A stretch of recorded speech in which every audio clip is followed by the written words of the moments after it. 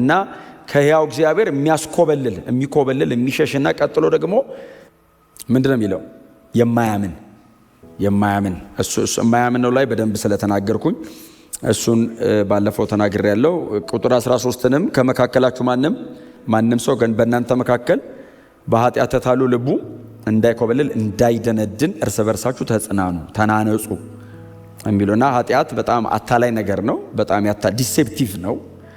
ዲሴፕቲቭ ነው። የአንድ ቀን አይደለም፣ የዓመታት ነው። በጣም ረጅም ዘመን የሚቆይ ነው። ኢትስ ፕሮሰስ። ግን በቃ እንዳትታለሉ እርስ በርሳችሁ አንዳችሁ ሌላችሁን ጠብቁ፣ አንዳችሁ ሌላችሁን አንቁ የሚልን ሐሳብ እሱንም አብረን ቁጥር 14 ዛሬ እሷ ላይ ጥቂት ነገር እናገርና ከዛ ጨርሳለሁ። እግዚአብሔር ይመስገን እና ቁጥር 14 ላይ በመጀመሪያ የነበረንን እምነት እስከ መጨረሻ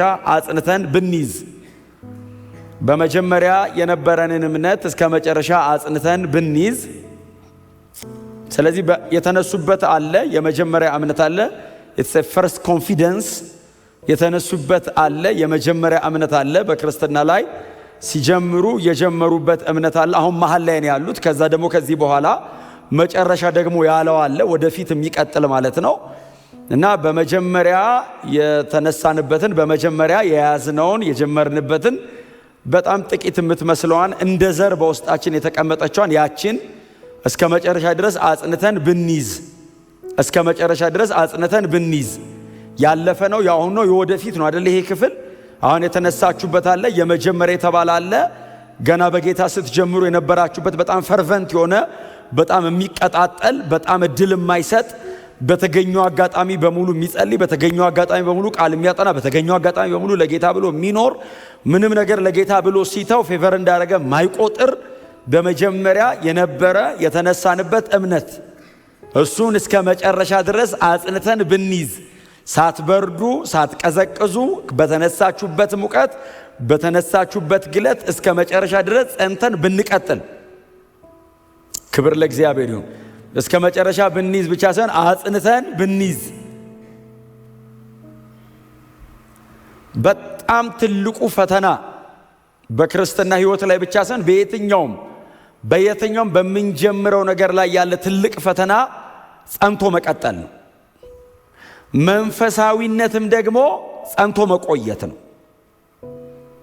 በጣም ለጥቂት ቀን በጣም ለጥቂት ወራት በጣም ለጊዜው ማንኛውም ሰው ስሜቱ ተነካክቶ በጣም ሊግል ይችላል። ወደ ኮንቪክሽን ወደ አቋም ወደሚኖርለትና ወደሚሞትለት ደረጃ ወደ ፕሪንሲፕል ወደ ህይወት መመሪያው አድርሶ በዚያ ረጅም ዘመን መቆይ ፐርሰቨራንስ መጽናት መቆየት መታገስ ይሄ በጣም የብዙ ሰው ቻሌንጅ ነው። በክርስትና እምነት ላይ በምንኖረው ህይወት ላይ ብቻ ሳይሆን በምንሰራው ስራ ላይ በምልልሳችን ላይ አጠገባችሁን ካሉ ሰዎች ጋር ባለ ግንኙነት ላይ በብዙ ነገር ላይ በምትጀምሩት በየትኛውም ጥቃቅንም ትልልቅም ነገር ላይ መጽናት በጣም ፈታኝ ነገር ነው። መጽናት ውስጥ ነው ደግሞ እንደ ክርስቲያን እንደ ክርስትና እምነት እንደ መንፈሳዊነት ደግሞ በጣም ዘርዝራችሁ ማትጨርሱት በረከት ያለው መጽናት ውስጥ ነው፣ መቆየት ውስጥ ነው። በጣም ትልቅ ፈተና ያለው የያዛችሁትን ነገር ሳትለቁ ረጅም ዘመን መኖር ነው። በጣም ብዙ ጊዜ አሁን እንደምንለው ወንድማችን ሐዋርያው ቅዱስ ዮሐንስ ይሄ በጣም እንግዲህ የዮሐንስ ወንጌል የዮሐንስ መልእክቶች የራእይ ተመልካች እሱ ሰው በልጅነቱ ነው አይደል ጀመረ ምንለው። በጣም በልጅነቱ ጀመረ፣ ከዚያ በወጣቱ ነው፣ ከዛ ጎለመሰ፣ ከዛ አረጀ። እንግዲህ ምናልባት 80 ዓመት አካባቢ ማለት ነው እንግዲህ ደሆል ከክርስቶስ ጋር አሳለፈ ብለን የምናየው። እሱ ራሱ ሪከርድ ካረገው ከተጻፈው አንጻር ደግሞ 60 ዓመት አካባቢ ሶሊድ 60 ዓመት ደግሞ አገልግሏል። ርዕስ ሳይቀይር ዮሐንስ ወንጌል ላይ ያነሳውን ራእይ መጽሐፍ ድረስ ይዞ ሄዶ ማለት ነው። በ18 ዓመቱ ከዘብዴዎስ እጅ ላይ ሲወስደው እስከ 100 ዓመቱ ኤፌሶን ቤተክርስቲያን አርጅቶ እስካንቀላፋበት ዘመን ድረስ 80 ዓመት ሙሉ ምንም ሳይቀይር ኖሯል። እግዚአብሔር ያሳየ የሚወርድበትን ነገር ፀሐይ አለ፣ ከዛ ዝናብ አለ፣ ክረምት አለ፣ በጋ አለ፣ ዓመታት አሉ።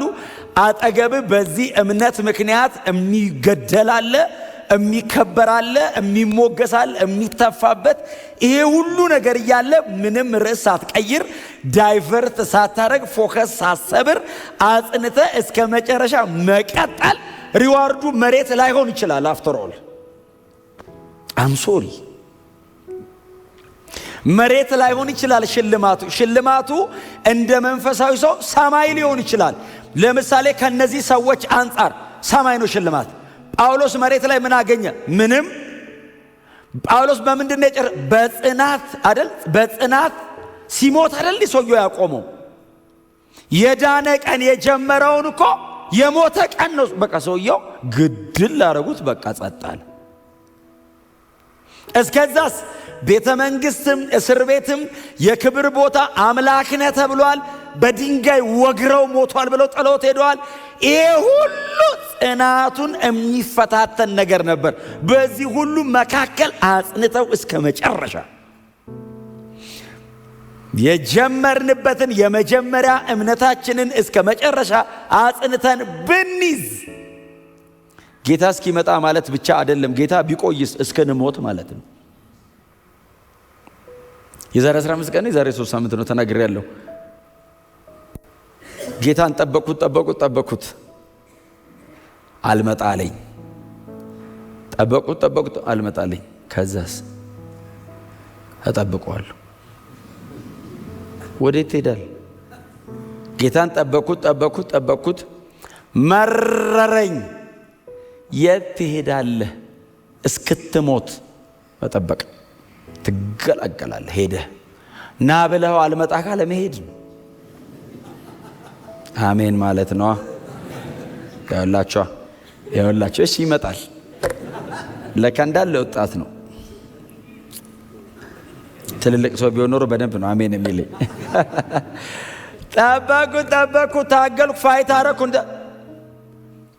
ፐርሲስተንስ መጽናት መቆየት የሚያወጣው ነገር ጉልበት የሚያመጣው ነገር በጣም በእግዚአብሔር እጅ ውስጥ ያለ ነገር ፈልቅቆ ይሰጣቸዋል።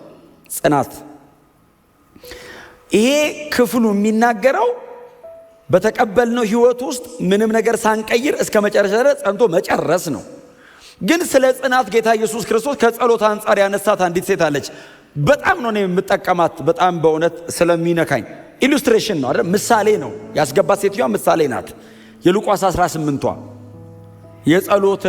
በጸሎት ምክንያት የተነሳችው ሴት ጽናት እኮ ነው። ኢየሱስ እኮ የተናገረው የጸሎት ርዕሳችሁ እንዲህ አይነት ይሁን አይደለም። ምንም ጸልዩ ጽኑ ነው። ምን ኢየሱስ ስለ ርዕስ አይደለም ያወራው፣ ስለ መጽናት ነው ያወራው። ሴትዮዋ ምንድን ነበረ ጉዳዩ? አልነገረንም። ኬዟ ምንድን ነው? ምንም አናቅም። ከባለጋራዬ ጋር ብቻ የሆነ ያበሳጨ ጎረቤት አለ። አላስቀምጥ ያላ ጎረቤት አለ። ፍርድ ብትመክረው ብታወራው ሽማግሌ ብትልክ እምቢ ስላለ ፍርድ ቤት ሄደች። ፍረድልኝ አለችው። ኬዙ ምንድነው አሉት ኢየሱስ እነ ጴጥሮስ። ኬዙ አይመለከትም። ስለ ኬዙ አይደለም እኔ እያወራ ያለሁት፣ ጸንተ ስለ መንበርከክ ነው እያወራ ያለሁት አለ። ጽናት ምን ያህል ዋጋ እንደሚያስከፍል ሲነግራቸው የዳኛውን ክፋት አመጣው የእሷን ጽናት ለማምጣት።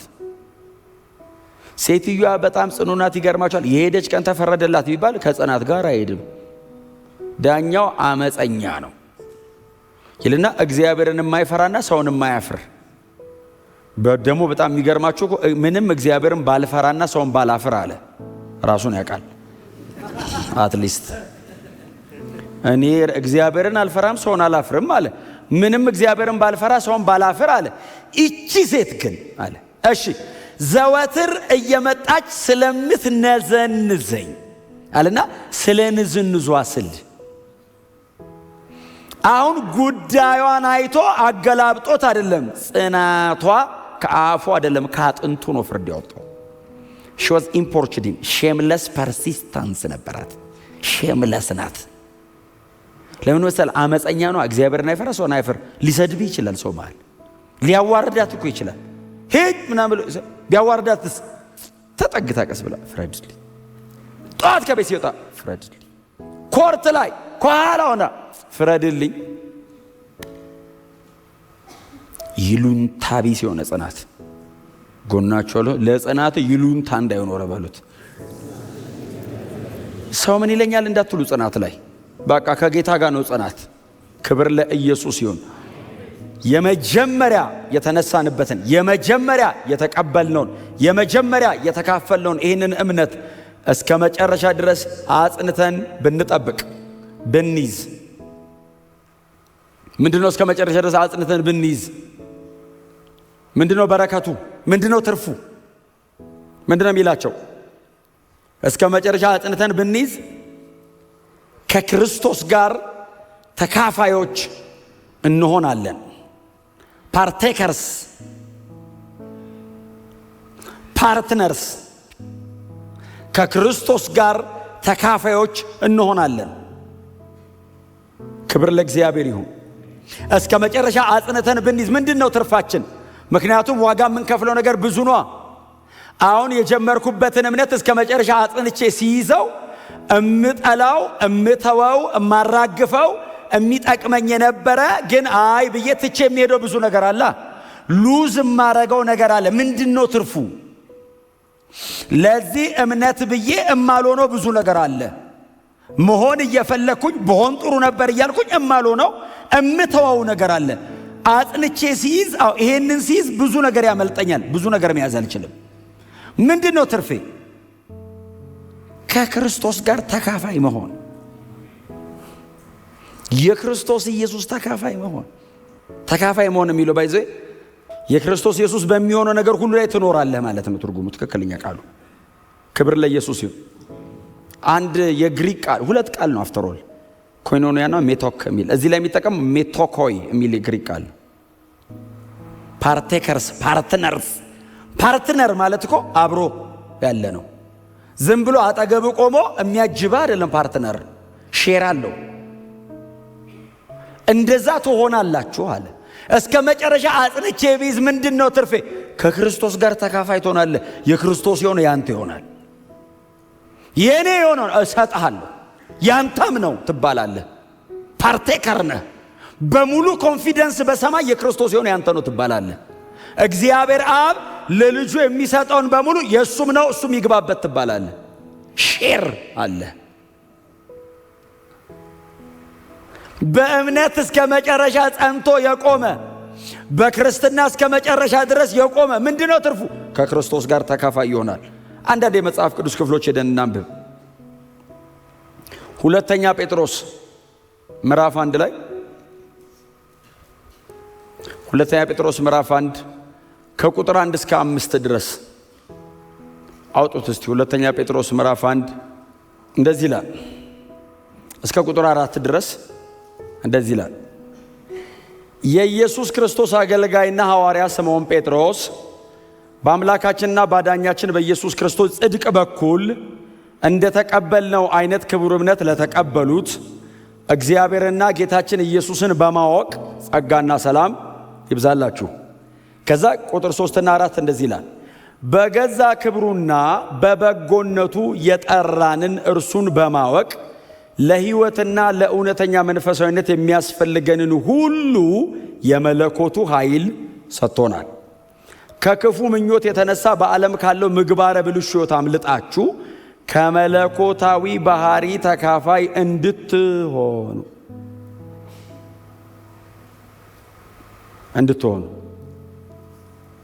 የመለኮታዊ ባህሪ ተካፋይ ጻፉት። እንድትሆኑ ብላችሁ ጻፉት። የመለኮታዊ ባህሪ ተካፋይ ናችሁ ብላችሁ አትጻፉት። እንድትሆኑ ብላችሁ ጻፉት።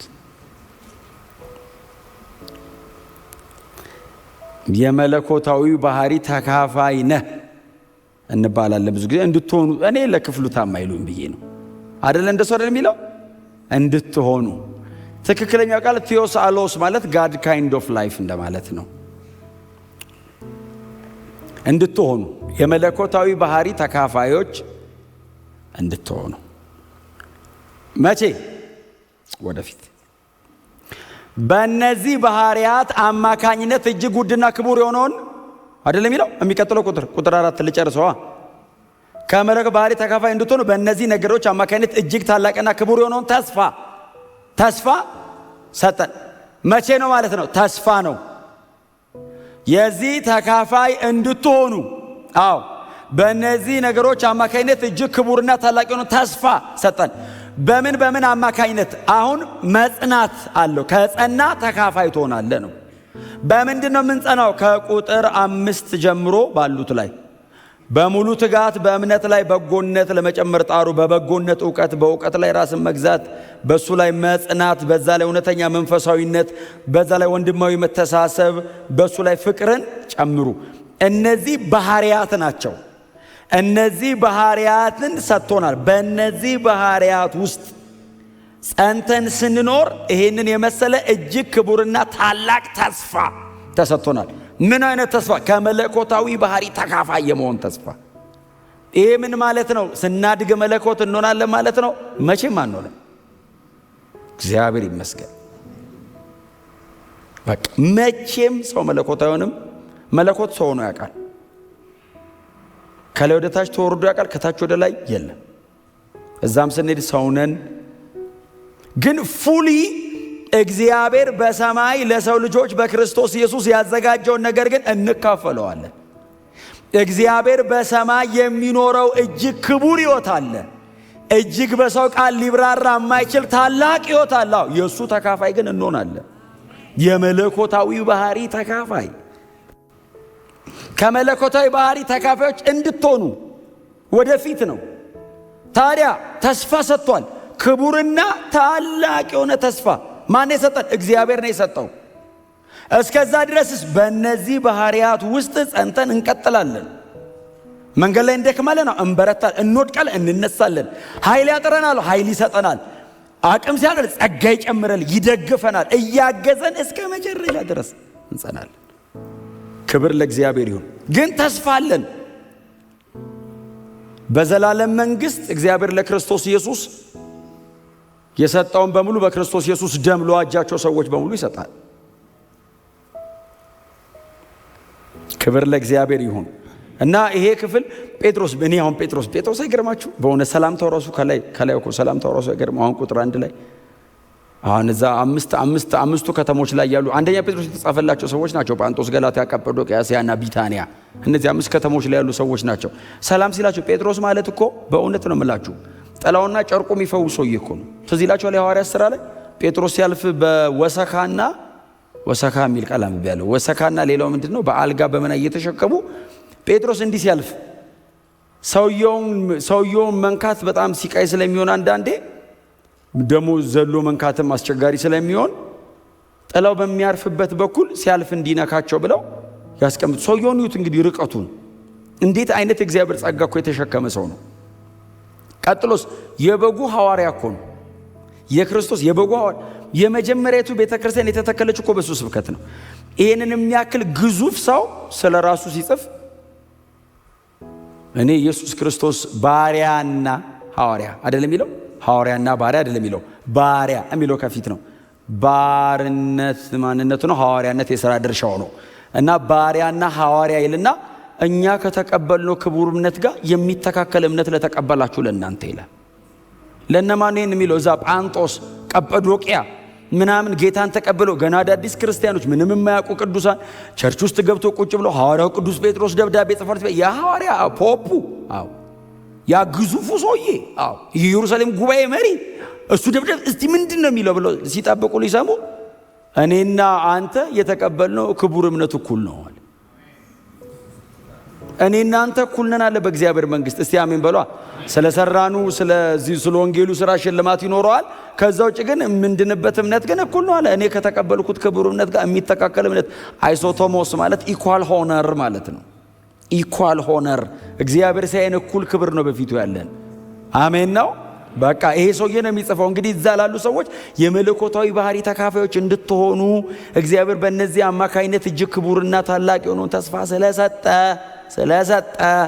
ዋው ተስፋ አለን ይላሉ። በስደት ውስጥ ነው ያሉት እየተሰቃዩ። ተስፋ አለን፣ ወደፊት የሚገለጥ ተስፋ አለ። ታዲያ ምን ይጠይቀናል? መጽናት። እስከ መጨረሻ በያዛችሁት እምነት መጽናት፣ መቆየት፣ መቆም። እስከ መጨረሻ የሚጸና ነው ተካፋይ የሚሆነው። እስከ መጨረሻ የሚጸና ነው ያንን ክብር ተካፋይ የሚሆነው። መሃል ላይ አንድ ሰው በቃኝ ብሎ ደክሞት አቅቶት ሰልችቶት ከክርስቶስ ኢየሱስ ካለው ሕይወት አምልጦ ወደ ኋላ ቢያፈገፍግስ በእርሱ ነፍሴ ደስ አይላትም የሚል ቃል አንብባችኋል? እሱስ አይካፈልም። ጽኑ የተባለው እንደፈለገ ሰው ጌታን ትቶ አይኔ ምንም ሰውን ሁሉ እግዚአብሔር ያድናል የሚሉ ትምህርቶች አሉ። ባለፈውም ተናግሬያታለሁ። በእውነት ቢያድን የመጀመሪያ ደስተኛ ነኝ። አያድንም እንዴ? ያድናል። ሰውን ሁሉ ነው እግዚአብሔር የሚያድነው። ምንድነው ኳሊፊኬሽኑ? በልጁ በክርስቶስ ኢየሱስ ማመን። ኢየሱስ ክርስቶስ የሕይወቴ ጌታና አዳኝ ነው፣ ስለ ኃጢአቴ መስቀል ላይ ሞቷል። ይህን ማመን። ካላመንኩስ አልድንም፣ ካላመንክስ አትድንም። በጣም ቀላል ነው። በጣም በቀላል መንገድ የቀረበውን ይህንንስ ማመን መቀበል ይፈልጋል። እግዚአብሔር ማዳን ይፈልጋል። ምን ጥያቄ አለው? እግዚአብሔር አንድ ልጁን እኮ ነው የሰቀለው እኮ ሰውን ለማዳን። ሰውን የመውደዱ ልክ እግዚአብሔር አይጠየቅም። ከዚህ በኋላ ኦልሬዲ አሳይቷል። እግዚአብሔር ጨርሷል፣ ፍቅሩን ጨርሷል። አለኝ የሚለውን በሙሉ ገልጦ እግዚአብሔር ይወደኛል አይባልም። ከዚህ በላይ እንዴት ያርገኝ? የቀረው የማን ነው? የጥላውን ነው። ምንድነው የቀረው? በክርስቶስ ኢየሱስ የመስቀል ሥራ ማመን። አመንኩኝ፣ ተቀበልኩት። ከዛስ መጽናት። የጀመርኩበትን መንደድ፣ የጀመርኩበትን መቀጣጠል፣ የተነሳውበትን ትጋት ይዞ እስከ መጨረሻ መቀጠል።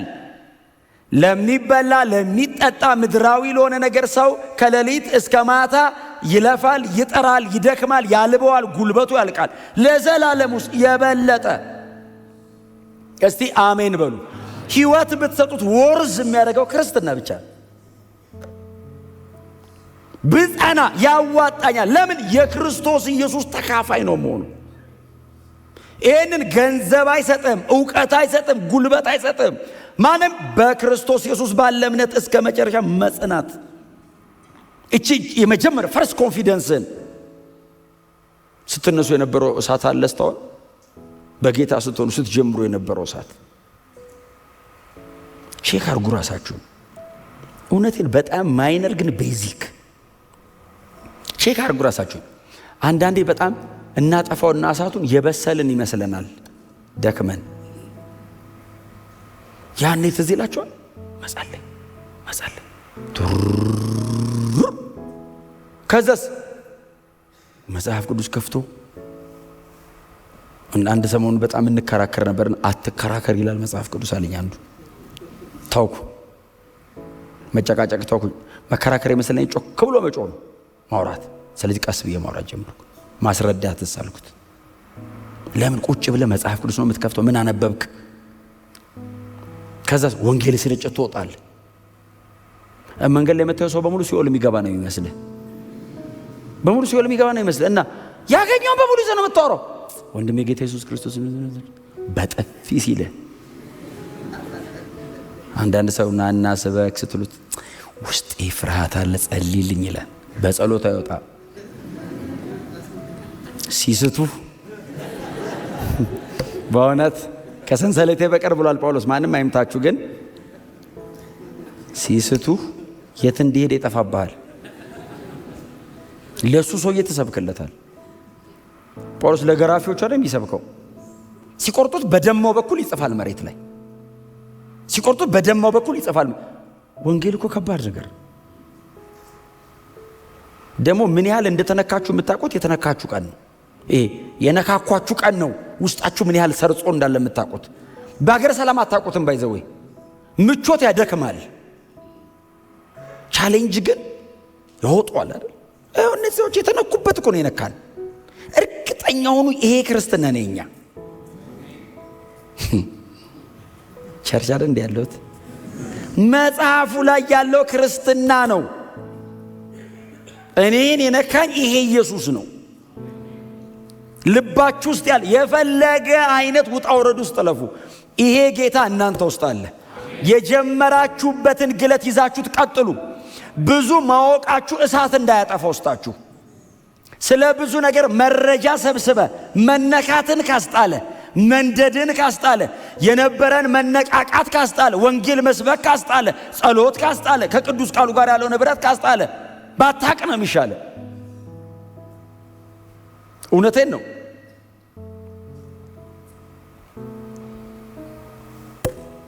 ከክርስቶስ ጋር ተካፋይ ለመሆን ጳውሎስ ዝም ብሎ ኑሩ አይደለም ያለው። እስከ መጨረሻ የትኛውን? የመጀመሪያውን እምነት እስከ መጨረሻ አጽንታችሁ ብትይዙ ከክርስቶስ ኢየሱስ ጋር ተካፋይ ነህ። በዘላለም መንግሥት ፓርቴከር ነህ፣ ተካፋይ። ቀጥሎስ ፓርትነር ነህ። ጌታ ኢየሱስ ክርስቶስ ይጠራል። ና አለ ከኔ ጋር ና። ለምን? በያዝከው እምነት እስከ መጨረሻ ጸንተሃል፣ ቆመሃል። እስክታንቀላፋ አልካድከኝም፣ አልቀየርከኝም፣ አልተካኝም። ና ከኔ ጋር አለ። ሰማይ ሊብራራ በማይችል ክብር ውስጥ ሼር ይኖራል።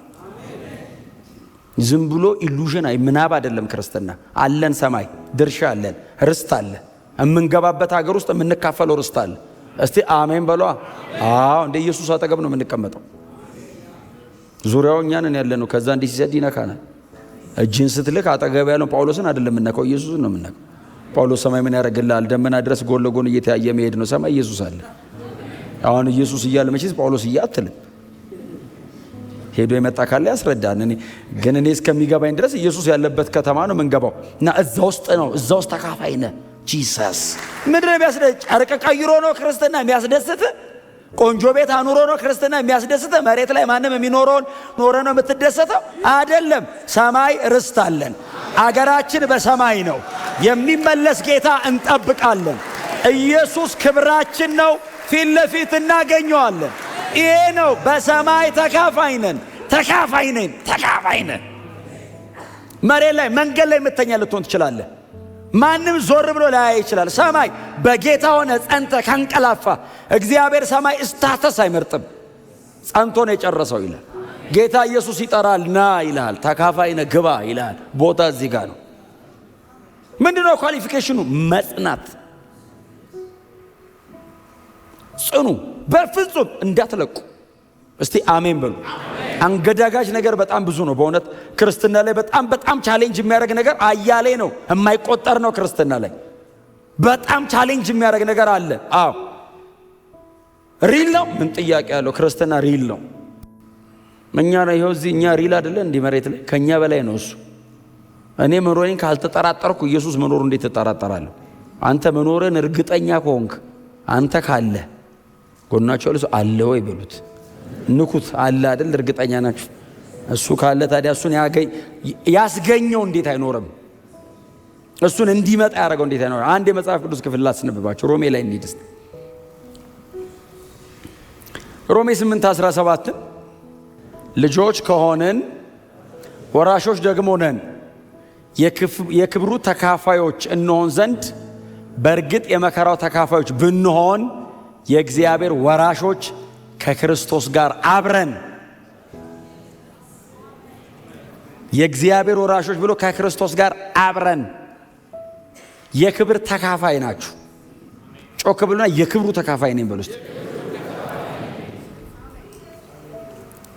ዮሐንስ ምንድን ያለው? እካፈላለሁ አለ። ዮሐንስ ራእይ ምዕራፍ 1 ቁጥር 9 ምንድን ነው እካፈላለሁ ያለው? መከራውን ትዕግስቱንና መንግስቱን ከእናንተ ጋር አብሬ የምካፈል። መከራውን ትዕግስቱንና መንግስቱን። በመከራና በመንግስት መሃል ትዕግስት ነው ያለው። በመከራ የሚጸና በመንግስት ይካፈላል።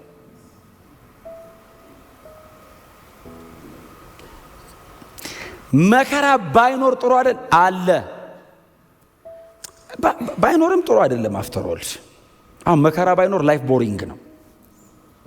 ታውቃላችሁ፣ እየፈለጋችሁትን በሙሉ ብታገኙ አትኖሩ፣ ትሞታላችሁ። በእውነት ማንም ሳይነካ ነው የምትሞተው። ሰልችቶ ህይወት ደክሞ በቻሌንጅ መሃል ስታገኙ ቫልዩ ትንሽ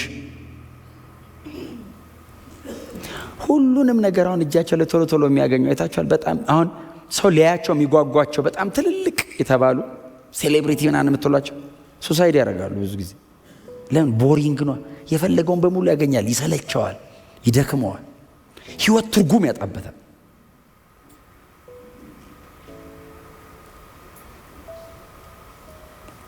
ክርስትና በጣም ክቡር ነው፣ በጣም ውድ ነው። ይዛችሁ ስትኖሩ ግን አጌነስት ስለሆናችሁ ከዚህ ሲስተም ጋር በጌታ በመሆናችሁ ምክንያት ይሄ ዓለም ይጣላቸዋል። ስለዚህ በመከራ ነው። ስለዚህ የመከራው ተካፋይ እንሆናለን። በጌታ በመሆናችን ምክንያት ኢየሱስ በምድር ላይ ሲኖር የተካፈለውን መከራ እንካፈለዋለን። የመከራው ተካፋይ የምንሆነው የክብሩ ተካፋይ ስለሆነን ነው። የክብሩ ተካፋይ የሚለው ከፊት ነው ያለው። ከዛ የመከራው ተካፋይ ነው። የክብሩ ተካፋይ ስለምትሆን ነው የመከራው ተካፋይ የምትሆነው። የክብሩ ተካፋይ ካልሆንክ የመከራው ተካፋይ አትሆንም። መከራው የሚመጣው ከፊት ክብር ስላለ ነው። ምክንያቱም በጣም ብዙ ነገር ሚክስ ነን እኛ ታውቃላችሁ። ተቀላቅሎ ነው ያለ ነው።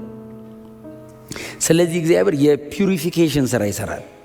ፒዩሪፋይ ሲያደርግ ደግሞ ወርቅን ብዙ ጊዜ ወርቅን እንደዚህ በእጅ ይዘህ ጠራ ብለህ ነው እንደምታጠራው። ጠራ ትለዋለህ። እንዲጠራ ምንድን ነው የምታደርገው? አንደኛ ጴጥሮስ ምዕራፍ 1 ቁጥር 6 እና 7 ምንም በእሳት ቢፈተን ከሚከብረው ወርቅ ይልቅ አብልጦ የሚከብረው እምነታችሁ ጌታ ኢየሱስ ክርስቶስ ሲገለጥ ለምስጋና ለክብር ለውዳሴ ይሆንላችሁ ዘንድ አሁን ለጥቂት ጊዜ ቢያስፈልግ በልዩ ልዩ መከራ ውስጥ እያለፋችሁ አዝናችኋል። የወርቁ እሳት የእናንተ መከራ ተመጣጣኝ ነው። ወርቁ በእሳት ውስጥ አልፎ ይከብራል። የእናንተ እምነት አብልጦ ነው የሚከብረው። በምን ውስጥ ነው ግን የሚፈተነው? በመከራ። ወርቅ ሆኖ እንዲደረግ እነ መዳብ እነ ምናምን ተቀላቅለውበት ስላለ እሳት ውስጥ ቁጭ ስታደርገው እንደዚህ አሎይስ አሉት ተቀላቃዮቹ በሙሉ ተንጠባጥበው ይወርዳሉ። ወርቁ ብቻውን ይነጥርና ይወጣል። ነጥሮ ሲወጣ ሰው ግንባሩ ላይ ያደርገው፣ እዚህ ላይ ያደርገው፣ አንገቱ ላይ ያደርገው። የአገር ሀብት የሚለካው ባለው የወርቅ መጠን ነው። የተቀላቀለ ሚክስ ያደረገ ወርቅ ሳይሆን ነጥሮ የወጣ ወርቅ። እሳቱን ጨምረህ በደንብ ስታነጥረው በደንብ ሲጸዳ ካራቱ ይጨምራል። በደንብ ስትፈተን ካራት ይጨምራል ነው። ከምትችሉት በላይ እኮ አትፈተኑም። ምክንያቱም ከአቅሙ በላይ ካረክበት ወርቁ ማመድ ይሆናል፣ ወርቅነቱን ያጣል። ስለዚህ መጠን አለ፣ በመጠኑ ነው። ካራቱን በጣም ኤክሰለንት የሚያደርግ ነገር ነው የሚቀርብለት እንጂ ከአቅሙ በላይ ከሆነ እሱ ማመድ ነው የሚሆነው። እና ከምትችሉት በላይ አትፈተኑም የሚል ቃል አለ። ግን ሙልጭ አርጎ ግን እስኪያወጣል ድረስ ይፈትናል። የተቀላቀለ አለ። እኛማ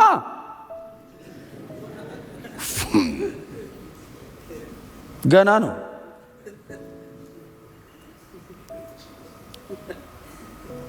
ክርስቲያንማ ወደ ጌታ እስኪሄድ ድረስ ነው እንትን የሚወጣለት የመዳብ ምናምን። እስቲ አሜን በሏ። ደግሞ ይሄ ወርቅ የሚመስል እኮ አለ። ከዛ የወርቁን ቀለም ቀይ ያረግብሃል።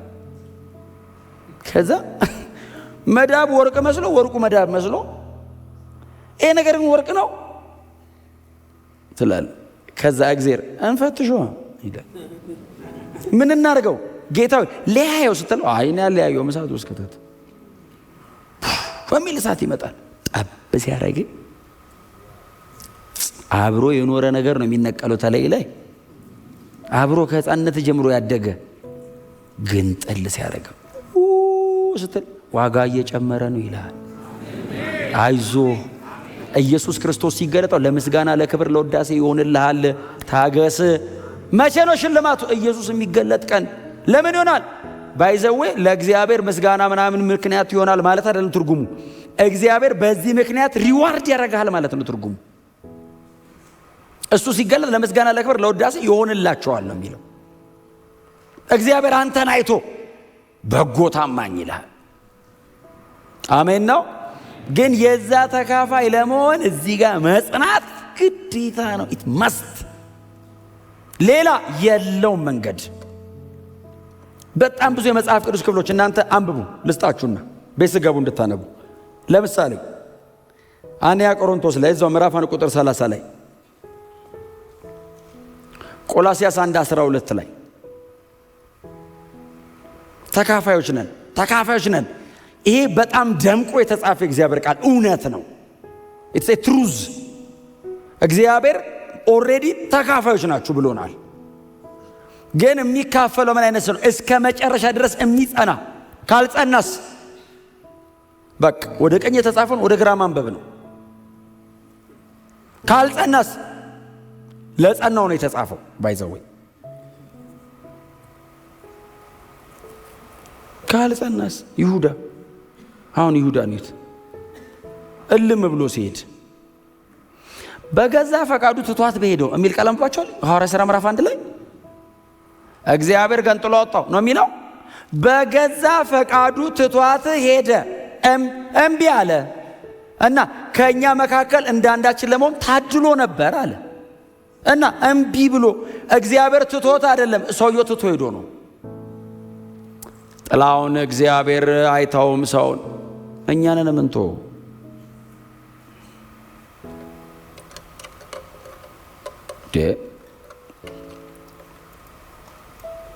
ጌታ ይባረክ። ጽኑ። እኔ እናንተ እንደምትጸኑ ስለምታስታውቁ ለጸናው ሰው ብቻ ያለው ነው የምናገረው። ደግሞ ቸርችን ያላችሁት ይሄው ከዚህ በኋላ እድል አለ። ክብር ለኢየሱስ ይሁን። በምንም አይነት መንገድ ውስጥ ወደ ኋላ ደክማችሁ የተመለሳችሁ ሰዎች ካላችሁ ቶሎ ተመለሱ። ቶሎ ኑ። ከጌታ ወዴት ይኬዳል? መሬት ላይ እኮ ወይ እግዚአብሔር ነው ወይ ሰይጣን ነው። መሃል ላይ የለም። በራሱ ነው የሚባል ሰው የለም። ወይ ዲማኒክ ነው ወይ ደግሞ ቅዱሱ እግዚአብሔር ጋር ነው። ሰይጣን ፖሰስድ ላይ ያደርገው ይችላል። አዎ ሰይጣን ምንድነው? እንደ እግዚአብሔር በሁሉ ቦታ ስለማይገኝ እንደ ሄድ ኳርተር አንድ ይጠቀማል፣ አንድ ዋና ነገር ይጠቀማል የሚያሯሩጥ። ከዛ የተቀረውን በሱ ጥላ ስር ይይዛል፣ ባሪያ ያደርጋል። የፈለገ ቀን እየገባ እየወጣ ይሰራል። ወይ የእግዚአብሔር ነው ወይ የሰይጣን ነው። ከሁለቱ ውጪ የሚባል ዓለም የለም። በቃ እንደው በቃ ኖ እስከ መጨረሻ ድረስ አሜን በሉ።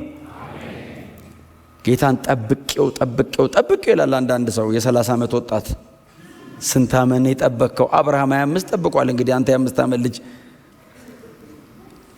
በቃ